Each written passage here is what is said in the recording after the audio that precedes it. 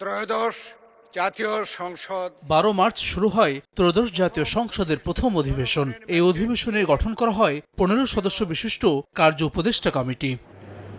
শনিবার জাতীয় সংসদে অনুষ্ঠিত হয় কমিটির প্রথম বৈঠক। সভাপতিত্ব করেন স্পিকার হাফিজ উদ্দিন আহমদ। উপস্থিত ছিলেন প্রধানমন্ত্রী তারেক রহমান, বিরোধী দলীয় নেতা শফিকুর রহমান সহ অন্য সদস্যরা।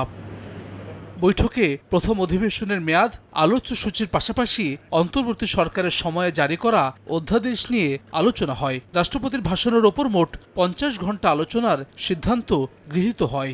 এপ্রিলের 30 তারিখ পর্যন্ত চলবে, এটাই সিদ্ধান্ত হয়েছে। 133টি অধ্যাদেশ এগুলো বিষয় আছে।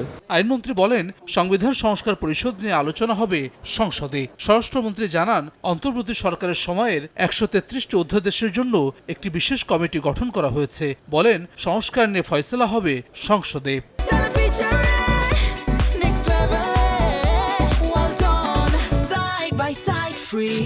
সংবিধানে 30 দিন সময় আছে। প্রথম যেদিন উপস্থাপন করেছি তার থেকে আইনগত যে বাধ্যবাধকতা আছে, যে সময় আছে, সেই সময়ের মধ্যেই আমরা যথাযথ পদক্ষেপ গ্রহণ করব। সংসদে বিভিন্ন মন্ত্রণালয় সম্পর্কিত স্থায়ী কমিটিগুলো গঠিত হওয়ার আগ পর্যন্ত ট্র্যাডিশন অনুসারে এই বিশেষ কমিটি গঠিত হয়। তো অধ্যাদেশগুলো, বিলগুলো যেগুলোই আসবে এগুলো বিশেষ কমিটিতে পাঠানো হবে।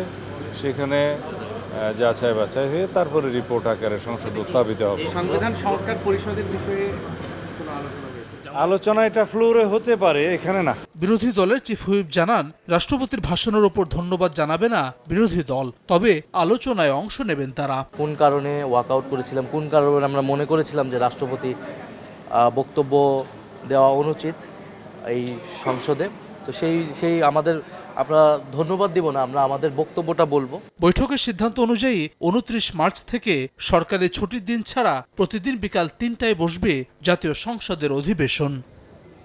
হাসান ওয়ালি, সময় সংবাদ, ঢাকা।